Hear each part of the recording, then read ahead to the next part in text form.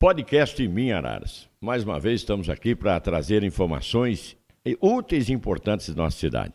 Podcast Minha Araras vai entrevistar hoje o ex-atleta Marcos Mercadante, que hoje é empresário, é professor, né? É um profissional das artes marciais, podemos dizer assim. Marcos Mercadante, é um prazer ter você conosco aqui, rapaz. É legal ver você de novo. Fazia tempo que a gente não se via por causa da pandemia, né? Tudo bem? Gil, bom dia. Primeiramente quero agradecer a oportunidade da gente poder bater esse papo. É sempre um prazer falar com você. Você, quando eu ganhava as medalhas dos Jogos Regionais, sempre era a primeira pessoa a fazer a entrevista comigo, né?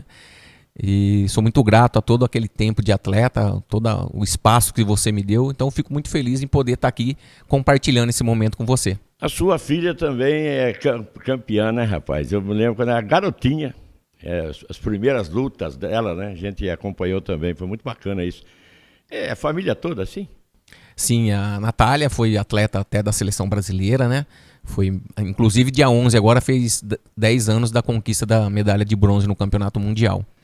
Mas aí ela encerrou a carreira, hoje ela é técnica da equipe, né?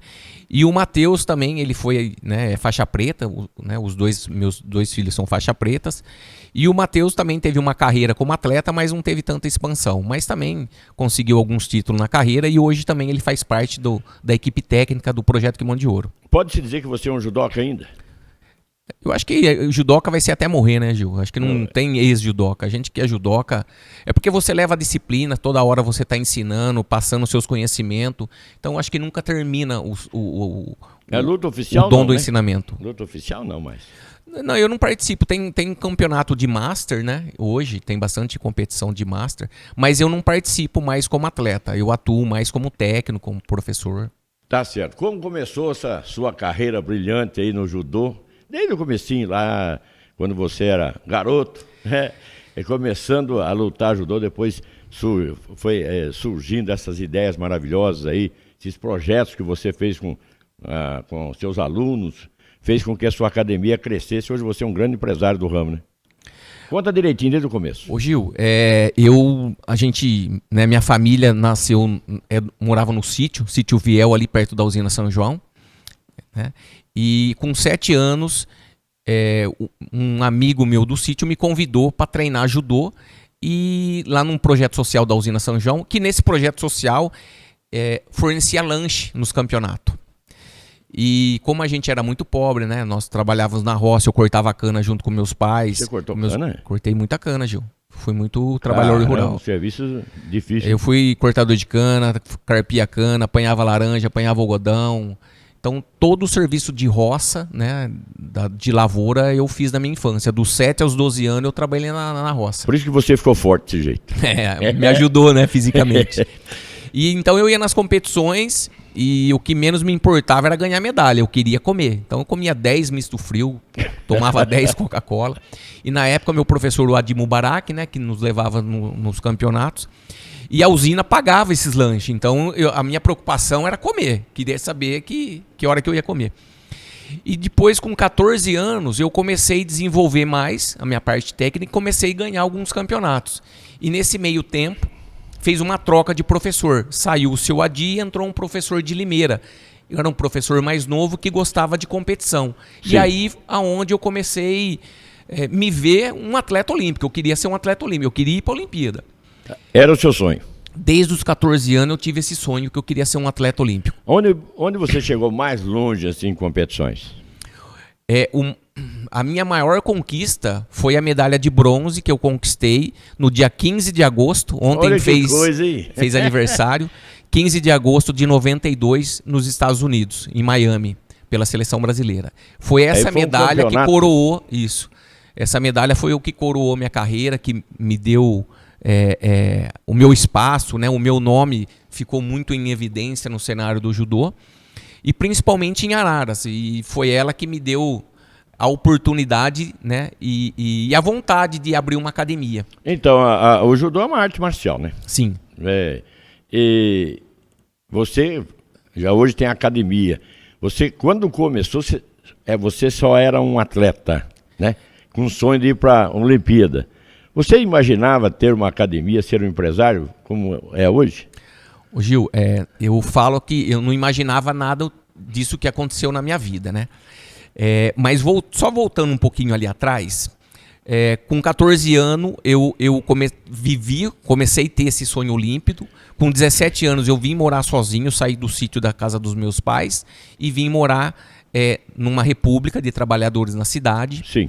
E com 21 anos eu casei, né? E com 20 anos eu abri minha academia. Porque como eu ganhei a medalha de bronze nos Estados Unidos, meus amigos da República começaram a me incentivar. Não, você tem que abrir uma academia, você tem que abrir uma academia.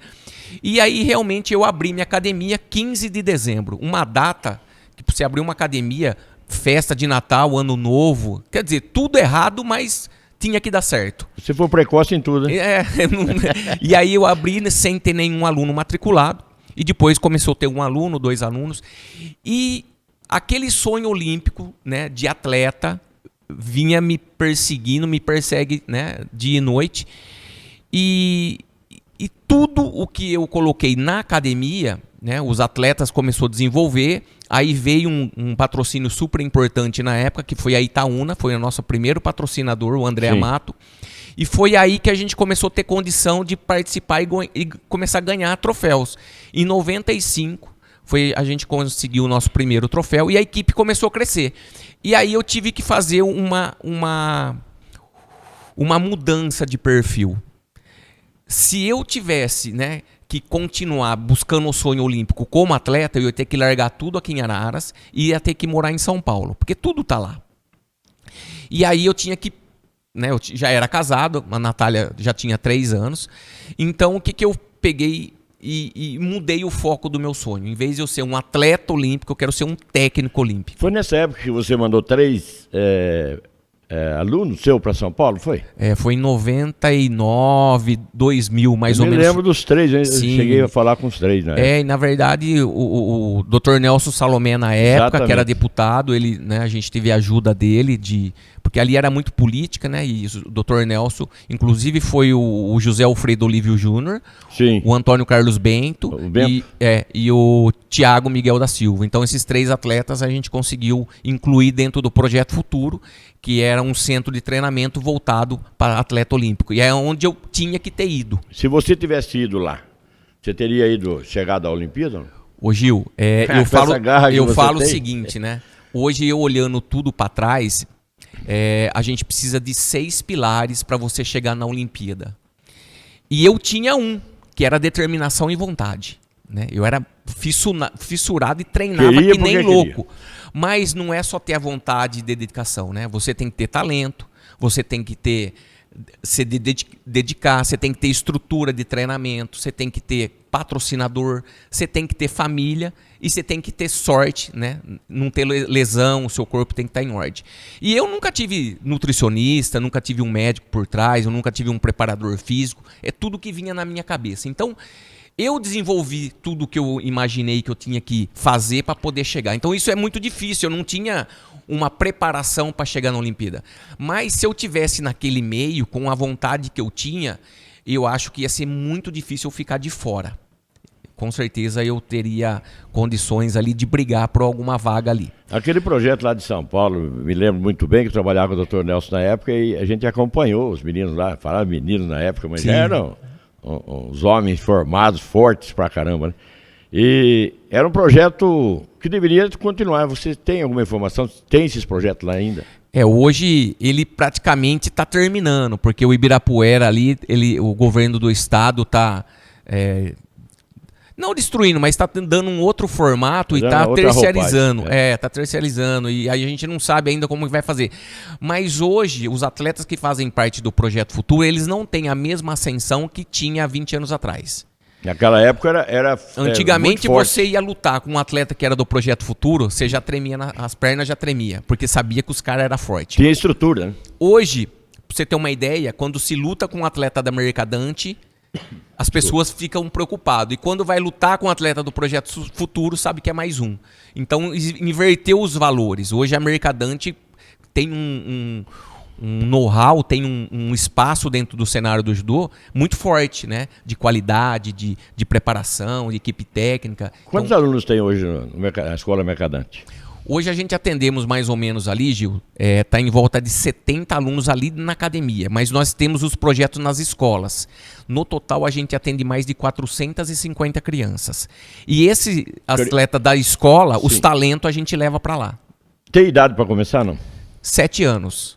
7 anos. Menos de 7 não é conveniente. Até, assim, como são aulas gratuitas, a gente pega a partir de 7 anos. Mas, logicamente, que nas aulas particulares que nós temos, a gente pega a partir de 4 anos. Né? Então, a criança pode iniciar com 4 anos o judô. Bom, eu ia falar mais das conquistas suas, né? Porque a medalha de bronze foi o ápice da sua carreira, né? Sim. E o que mais você conquistou, assim, em campeonatos? Ô Gil, como atleta, eu sou o atleta que mais tem medalha em Jogos Regionais por Araras. É porque eu lembro do número de medalhas que você tinha na sua casa lá. Que era isso aí eu me orgulho muito, porque são 10 medalhas. São 3 de ouro, 3 de prata e 4 de bronze. A medalha de bronze dos Estados Unidos foi a minha principal. E medalha nos campeonatos de nível paulista, né? Eu consegui classificar em várias competições, mas eu nunca consegui uma medalha como o título de campeão paulista, campeão brasileiro, porque naquela época era muito forte o judô na minha categoria. E os atletas que ganhavam, geralmente, eles estavam lá em São Paulo, no Projeto Futuro. Né? Muito mais difícil, né? Muito mais difícil. Então, e para você chegar num campeonato brasileiro, você tinha que ser campeão paulista, porque um classifica para o outro. Então, eu nunca consegui chegar ali nesse título. Bom, nós estamos acompanhando aqui o podcast Minha Araras, Marco Mercadante, empresário, ex-atleta. Falar ex-atleta, para mim você é atleta ainda, né? Só não está competindo. É isso aí, Gil. E nesse dia 16 de agosto, né, 2021, nosso podcast Minha Araras, Marcos Mercadante fala conosco. Aliás, Marcos, o judô esse ano, como é que você analisa a participação do judô na Olimpíada esse ano? Ô Gil, o judô do Brasil, ele vem passando por vamos dizer assim, uma transformação, e a medalha da Mayra era esperado, né? Eu ia falar da Mayra. Embora ela veio de uma cirurgia, mas ela é muito forte como atleta. E também tinha o Rafael Silva, o pesado, que também tinha a possibilidade de medalha. Mas a gente sabia da dificuldade. O Daniel Cagnin foi uma revelação, não vou falar nem surpresa, porque eu conheço o atleta, é um atleta bem forte. Então ele conseguiu aí buscar a medalha de bronze. O Brasil sempre está entre os medalhistas. Eu acho que isso o principal do judô. Mas a renovação do judô brasileiro... Não está havendo. O que está acontecendo? Há anos atrás se investiu muito só na seleção principal e esqueceu a base. E aí, para você fazer essa transformação... A renovação demorou. Então agora que vão acordar de pegar os atletas de 17, sub-18, sub-21, colocar eles para rodar, para poder chegar na equipe olímpica e ter uma renovação consistente. E isso demora um período. A gente percebe, né? A Mayra Aguiar é terceira Olimpíada dela. É a quarta, na verdade. É a quarta, né? É a terceira medalha, tá certo. A primeira ela não medalhou. E ela começou com quantos anos, essa Mayra? Novinha, começou acho que com 7, 8 anos também. Então, mas na Olimpíada, acho que já adolescente. É que quando surgiu o feminino, ela era, se eu não me engano, ela já era sub-18. Porque quando ela surgiu aquele grupo feminino forte da Mayra, não tinha concorrência no Brasil. O judô brasileiro, principalmente o feminino, não era tão forte. Depois começou a ficar muito forte. Mas, o Marcos, nós tivemos algumas Olimpíadas que o judô foi esplendoroso. Ganhava-se muitas medalhas. Agora, gente, para ganhar 2 medalhas foi um sofrimento, né? Porque faltou investimento, né, Gil? É por causa disso tudo. Faltou investimento. Desde a base de lá. É porque, assim, quando você está nessa época, você tem que ter muitas competições internacionais. Pandemia atrapalhou também. Muito, bastante. Mas você vê, Londres foi 4 medalhas, no Rio de Janeiro foram 3, agora foram 2. E em Paris, quantas vão ser? Então existe essa preocupação na seleção. 3 anos dá tempo para preparar essa turma, para a gente ganhar medalhas lá em Paris? Ô Gil, eu vejo que quem realmente vai para Paris é exatamente quem lutou agora. Porque não tem muito tempo, não tem muita renovação, até porque você tem um ciclo olímpico. Não dá tempo, né? Não, porque antigamente era muito diferente a classificação. Antigamente a vaga era do país e o país escolhia o seu lutador. Sim, agora tem que não. conquistar. Agora a vaga é do atleta. Então ele tem que participar do ranqueamento olímpico, tem que viajar o mundo todo. Às vezes o atleta passa 6 meses viajando, Gil. É muita coisa. E aí tem lesão, né? Machuca, não tá bem, tem várias coisas que influenciam. É complexo, né? Exatamente. E tem que ter dinheiro. Então tem que ter investimento. Se não tiver patrocinador, é difícil. Sem dinheiro você não faz nada na vida, né, Gil? Não vai. Então é super importante o patrocínio. Mas a confederação ela tem tem a lei de incentivo, né? Tem a caixa, né, que repassa dinheiro lá para eles. Então eles têm uma verba boa aí para poder investir. O que é necessário para começar? A gente está falando aqui com o Marcos Mercadante, sei que você que está nos vendo aí está se perguntando. Você tem um filho, um neto que quer ser um atleta do judô. Judô é disciplina, né, Marcos? Primeiramente. Talvez você não forme um atleta, mas forme um homem disciplinado. O homem no sentido genérico, generalizado, porque a gente falando o homem é a raça humana, a mulher... Sim, o ser humano. Ser humano de maneira geral. Primeiro cria-se o cidadão, disciplinarmente correto. Eu acho que essa é a maior conquista. Você formar um cidadão. Sim. Um cidadão do bem, um cidadão que vai fazer bem para a sociedade. Ou ele se tornar um grande atleta vai ser uma consequência do que ele vai desenvolver. Né? E aí vai envolver os 7 pilares: talento, dedicação, família, dinheiro. Mas formar um cidadão com filosofia de vida, como a arte marcial, né, ela impõe, eu acho que essa é a maior medalha que um pai pode receber do filho. Antes, no passado aí, não muito distante, falava-se que lutar judô, karatê, kung fu, artes marciais de maneira geral, era autodefesa, né? E depois passou-se a pensar que quem treinava você queria brigar na rua. Muito contrária a essa ideia, né? Hoje a gente vê que quem luta judô é um atleta que quer chegar nos píncaros da glória, como diria antigamente, né? Chegar a uma Olimpíada, um campeonato, representar o país, ter saúde, ter disciplina, ser um cidadão, não é assim? Exatamente. E é uma coisa muito interessante, Gil, que às vezes tem alguns pais que falam assim: eu não vou colocar meu filho no judô ou em qualquer outra luta porque meu filho é muito briguento. E vai incentivar ele a brigar ainda mais. E é o contrário. Aí que ele não briga. Ele não pode mais brigar, porque aí tem o professor. E ele respeita muito mais o professor, né, que é chamado de sensei, do que o pai com a mãe. É sensei ainda? Sensei. Então o sensei, ele tem muito respeito pelo sensei, porque tem cobrança. Ele tem disciplina, ele tem que fazer o que o sensei tá pedindo. E o pai com a mãe, você sabe, né? Muitas vezes passa a mão na cabeça, coitadinho, isso, aquilo. E lá, a gente não tem um atleta, a gente tem 30, 40. E a gente tem que manter a disciplina. Então, a nossa rigidez como sensei é muito grande. E então, a criança, ela entende que não é brigando que ela vai resolver as coisas na vida dela. Marcos, ainda não aportuguesou o judô? Continua com a filosofia japonesa, a linguagem, continua a contagem daquelas, os números em japonês? Tudo japonês, Gil. Foi fundado lá o judô, né, pelo uma tradição, Jigoro Kano. Então, tudo que se desenvolve do judô, nome, né, tudo que se fala dentro do judô é japonês. Pela tradição, pelo que os japoneses são, os japoneses ganharam 9 medalhas de ouro na Olimpíada agora. Foi o maior recorde deles, né? Dentro da casa deles, eles tinham que fazer isso mesmo.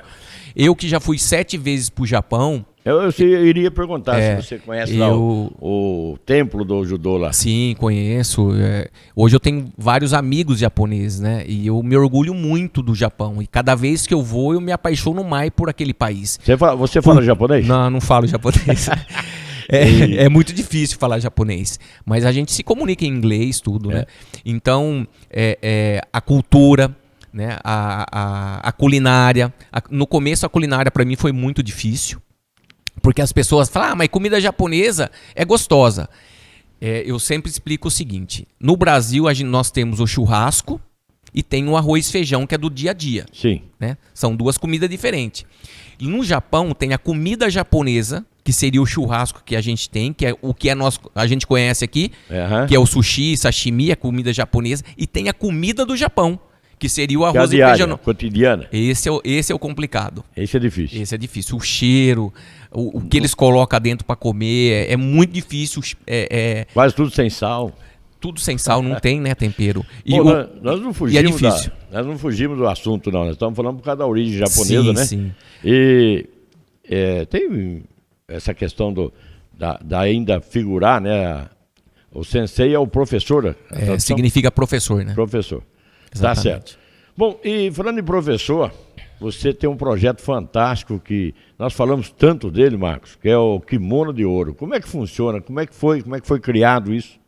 Que ideia? Quem te deu essa ideia? O Gil, em 2006, né, no governo Lula, o Orlando Silva, que era ministro, né, criou a lei de incentivo ao esporte. Sim. Que a empresa podia passar 1% do imposto de renda para os projetos aprovados dentro da lei de incentivo. E no Brasil, o Rogério Sampaio, que foi campeão olímpico, foi a primeira academia, né, que ele é de Santos, a conseguir esse projeto aprovado em 2007. E eu, com toda aquela dificuldade, pedindo patrocínio, vinha na prefeitura, tinha que ficar pedindo um ônibus, e você, na verdade, você pedia esmola, né? Porque às vezes a prefeitura, né, a secretaria dava lá para você R$500, acho que já deu muito, e com R$500 você não faz nada, ou dava um ônibus, ou dava 2 ônibus, e a gente necessita, a nossa demanda é muito grande, a gente chega de participar de 60 competições por ano. E toda aquela dificuldade, e aí por trás o meu sonho olímpico. Né? Então, quando saiu a lei, eu fiquei sabendo, o que eu fiz? Liguei pro Rogério Sampaio, que ele é meu amigo.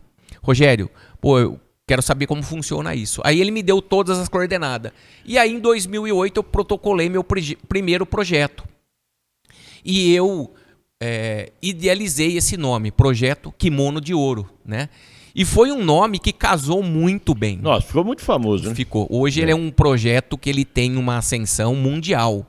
O mundo inteiro conhece o nosso projeto, porque nós temos tanto nacional como internacional, né?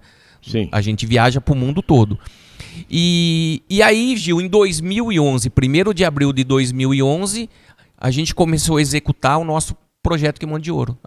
Foi inaugurado, né, o lançamento desse projeto. Exatamente que dia foi? 1º de abril de 2011. Falar dia da mentira, lembra? E assim, eu tenho todas as datas na minha memória, viu, Gil? Você é bom de memória, eu guardo tudo, porque tudo foi muito difícil. Kimono de Ouro. Começou com quantos alunos você falou? Na época começou com 80 alunos, que a gente não tinha ainda tudo isso. Mas depois, o Gil, começou a crescer de uma certa forma, porque aí a gente melhorou nossa equipe, tinha preparador físico, fisioterapeuta, nutricionista, psicólogo, professor, ônibus, inscrição, agasalho, tudo a gente tinha condição de primeiro mundo. E a verba vinha do governo? A verba vem do governo através das empresas. A gente tinha, na época, era a OHL, né, que hoje é a Arteris, que é da Intervias. Então, ela repassava o dinheiro. E eu administrei tudo. Eu fazia o projeto, eu fazia a prestação de conta, eu fazia a execução. Então, sempre foi tudo muito bem organizado, né? E tentando fazer da melhor forma possível a transparência. Marcos, aquela época, falava-se que a gente acompanhava os jogos regionais, sempre acompanhei, apresentei os eventos algumas vezes, e falava-se por aí, a gente ouvia, falava-se que a sua academia era a melhor do interior do estado de São Paulo. É por causa do projeto Kimono de Ouro, não era? Sim. Por diversos anos, Gil, a gente só perdia pro Clube Pinheiros. Porque o Pinheiros, ele cuida só dos adultos, sub-18, sub-21, e nós pegamos desde criança.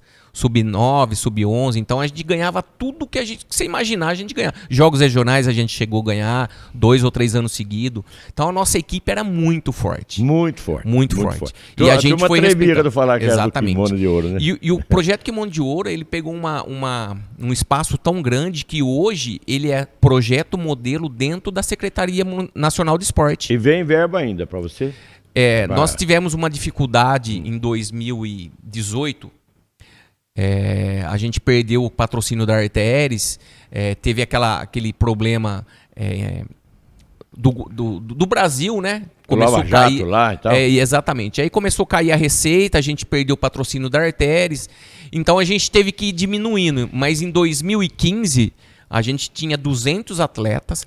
Nossa verba era mais de 1 milhão por ano. Atleta nenhum paga nada. E ainda eles recebiam bolsa. A gente teve, na época, 22 atletas que recebiam R$500, R$800, R$1.000, depende do nível do atleta. Nossa, a gente esse pagava. projeto era fantástico, né, rapaz? Sim.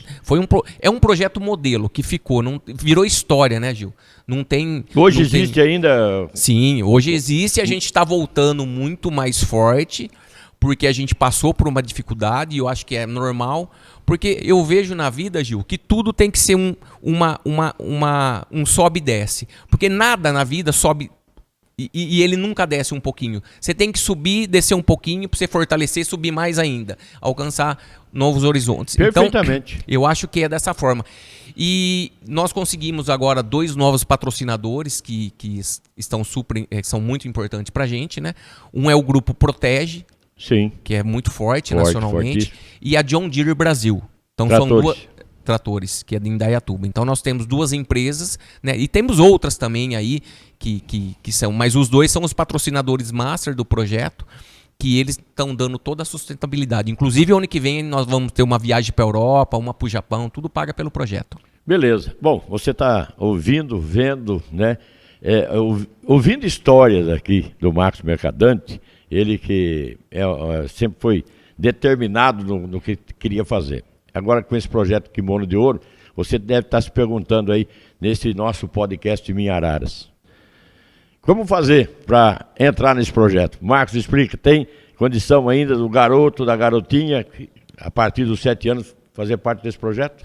Hoje, como a gente está desenvolvendo nas escolas, e nós atendemos mais de 450 crianças, então o objetivo é não fazer o atleta ir até a academia, é o professor ir até a criança. E a gente está usando o contraturno escolar. Então, aquele tempo que a criança ficava em casa sem fazer nada, ela vai para a escola, tem judô. Né? Então Sim, a gente está usando muito interessante. Exatamente. Então a gente pensou da melhor forma possível para a gente pegar aquele tempo ocioso da criança. Então a gente está trabalhando no contraturno escolar. E na academia, nós definimos 40 vagas para o projeto. É mesmo porque o espaço físico não comporta. Não comporta, né? E aí, os talentos das escolas, a gente consegue pensar. Convidar para ele fazer parte do projeto Kimono de Ouro na academia. Hoje nós estamos atendendo... Essa escola seria uma peneira, mais ou menos assim? Sim, e para dar mais oportunidade para as crianças. Para todo mundo. Porque na academia eu não consigo atender mais que 50 ou 100 alunos. Na escola eu tenho 7 escolas. Então os professores trabalham nas escolas e a gente consegue atender mais de 450 crianças. E é uma questão de logística também. Exatamente. É muito mais fácil você mudar uma pessoa do que mudar várias. Né? Porque assim, imagina uma criança que mora lá no José Almeto para ela vir treinar. Ela tem que pagar ônibus, né? O pai tem que trazer e 3 vezes por semana. Agora, se o professor vai na escola, não tem custo nenhum, custo zero. E todas as crianças estão juntas aos alunos. Exatamente. E eles recebem uniforme, camiseta, mochila, tem toda a estrutura. Toda a estrutura. Tatame. Então, assim, a gente pensou da melhor forma possível para dar uma condição para que a gente realmente caça os talentos. Nesse caso, os pais aí, né? Você que está ansioso para ver seu filho ou sua filha no judô, vê a escola que ele está, pergunta lá na escola, não é assim, Marcos? Sim, exatamente. Como é que o meu filho faz para participar do judô? Aí eles já vão indicar o que tem que fazer. Com certeza, Gil. Tá certo. Qual a maior alegria da sua vida profissional e a sua maior decepção? Gil, minha maior alegria foi quando a minha filha ganhou a medalha de bronze no Campeonato Mundial. Nossa. E foi agora dia 11 de agosto, fez 10 anos. 10 anos atrás, eu me lembro então que eu fui entrevistá-la. Foi uma conquista extraordinária, né? Eu Quantos anos estava sua filha presente, sub-17, ela estava com 16 anos. Não, mas e antes, quando ela era bem pequenininha, garotinha mesmo, ela já lutava também. Sim, ela entrou na seleção, ela tinha 11 anos. Eu cheguei a entrevistá-la, lembra? Na sua casa. Ela começou com o judô desde os 3 anos de idade, né, Gil? Nasceu no judô. Exatamente. Então essa aí foi a minha maior alegria, né, poder... Porque eu sempre, né, o meu sonho olímpico, né, logicamente, é olímpico e mundial. E quando ela conquistou essa medalha, uma parte do meu sonho estava concretizado. Beleza, não, rapaz? Foi a maior alegria sua. Essa daí, Na carreira. Com certeza, foi a maior alegria. E a maior decepção? Ou não quer falar? Ô Gil, a minha maior decepção eu não quero falar nome, mas foi com política. Né? Foi com política, foi com um ex-prefeito. E aonde eu chorei, como homem chorei, né? Mas me levantei novamente e tudo passa na vida. E essa pessoa está sabendo que você está falando aqui hoje, que você venceu, que você tinha os princípios, né? Lá sempre foram honestos, de conduta ilibada, por isso que você prosperou. É porque a minha vida sempre foi muito transparente, né, Gil? Eu sempre me preocupei muito com a minha imagem. Então eu sempre procuro fazer as coisas da maneira correta. E quando você tem decepções, né, nesse nível de você se sentir um mendigo, um lixo, dói muito e você nunca mais vai esquecer. Então quando você vê aquela pessoa, você lembra de tudo que ela te fez. Então eu fico muito chateado. Mas eu acho que foi um aprendizado e com certeza eu vou levar para minha vida. E uma coisa assim, Gil, muito, muito interessante, eu faço muito palestra hoje, pro Brasil todo. Eu conto da minha história de vida. Desde quando você começou lá no sítio do Viel? Eu faço uma história, eu faço uma palestra motivacional, né? Eu conto toda a minha história de vida. E eu fico muito feliz em poder passar para essas pessoas todo o meu conhecimento, a motivação. E eu sempre falo, Gil, na minha palestra, né? Minha academia que eu conquistei, minha casa, minhas viagens, minha família. E eu pergunto para eles o que eles acham que é mais importante para mim. Se é minha academia, se é minha casa, se é minha viagem, se é minha família, se é tudo que eu conquistei. Aí um lá, não, sua casa, sua academia, é porque você tem 48 viagens, eu acho que é isso. A minha maior conquista, Gil, foi a minha superação. Da onde eu saí, por tudo que eu tive que passar e chegar onde eu cheguei. Tudo as outras coisas foi uma consequência do meu trabalho. Né? Então a minha superação é a minha maior conquista como homem, como ser humano. Né? Quem conheceu você lá no sítio, cortando cana, capinando, imaginava ou imaginaria que você poderia chegar onde chegou? E a pergunta derradeira que você se sente realizado por isso? Gil, eu sou uma pessoa extremamente feliz, realizado. Eu não imaginava chegar tão longe como eu estou chegando. Tenho certeza que eu vou alcançar muito mais espaço ainda daqui para frente. E para deixar isso tudo registrado, Gil, o ano que vem a academia vai fazer 30 anos. E eu vou lançar meu livro, contando a minha história de vida. E o livro vai chamar Além dos Tatames. Caramba. Então eu estou colocando tudo Parabéns, no livro. Viu? Obrigado. Parabéns. E vai ser um livro muito bonito. Espero ler seu livro. Com certeza, vai ganhar um autografado. Olha que benção. E vai ser um livro que é uma mensagem que eu quero passar para as pessoas de superação, que todo mundo consegue. Tem que acreditar. Eu acho que a coisa mais importante do ser humano é ele acreditar que ele pode. Né? Porque se ele acreditar no que ele pode fazer, a cabeça é tudo. O ter fé nada mais é do que você acreditar naquilo que você pode fazer e no seu sonho. E todo homem que tem sonho, ele vai conseguir chegar em algum lugar. E o sonho vai dar vida, vai dar vitalidade, vai dar vontade de querer ser alguém na vida. Então eu acho extremamente importante sonhar e realizar. Realizar é para poucos, é para quem vai atrás, é para quem trabalha. Muito bem, gostei demais. Eu ia perguntar, né, para você deixar sua mensagem final aí, mas essa que você já acabou de falar, para mim foi o máximo. O homem tem que ter sonho e acreditar no sonho. Formação acadêmica sua, você conseguiu estudar na escola regular enquanto praticava o judô e ia atrás do seu sonho de atleta? Ô Gil, eu não tive condição financeira, porque eu saí de casa com 17 anos. Eu passei 3 meses comendo um pão francês no almoço e um na janta. Foi muito difícil. É difícil, velho. Então, eu consegui fazer técnico em contabilidade porque a usina São João pagou, me deu uma bolsa de estudo. Quando eu terminei o técnico em contabilidade, eu tinha que fazer a faculdade. E eu não tinha condição de pagar a faculdade. Então, eu não fiz a faculdade de educação física. Então, eu não tenho formação acadêmica.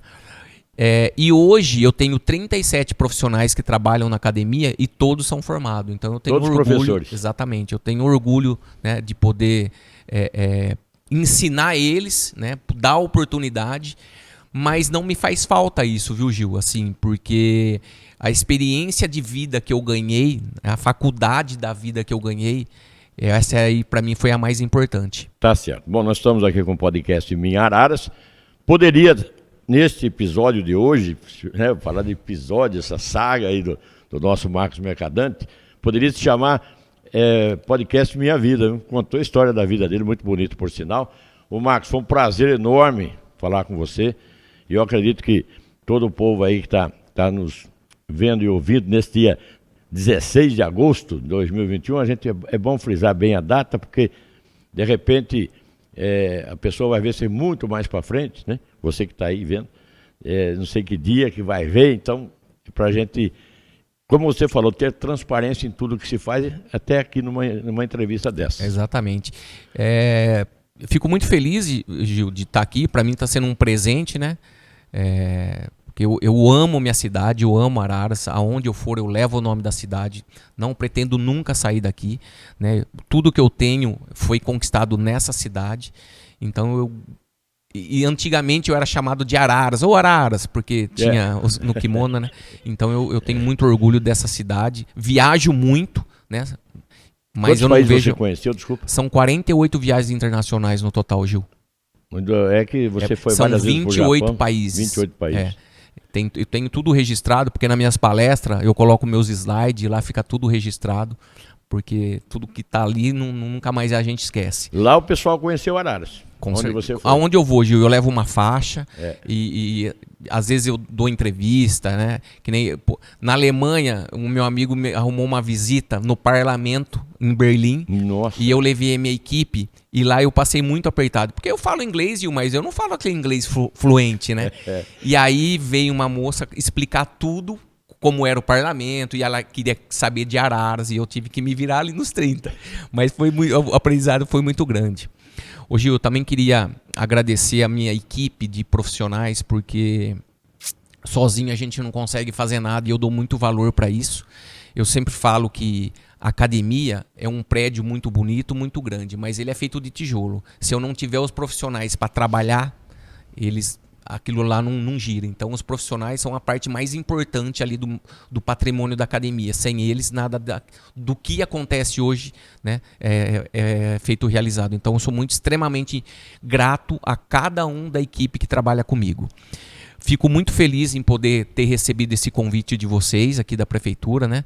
Mandar um abraço pro meu amigo prefeito Pedrinho Eliseu, pro Marcelo Franchosa, pro Douglas, que me fez o convite, para você, que foi um cara que sempre me entrevistou, sempre me deu oportunidade, e eu sou muito grato, viu, Gil, porque eu sempre tive uma coisa na minha cabeça: não tem como você ser o melhor atleta do mundo se a minha cidade não saber quem eu sou.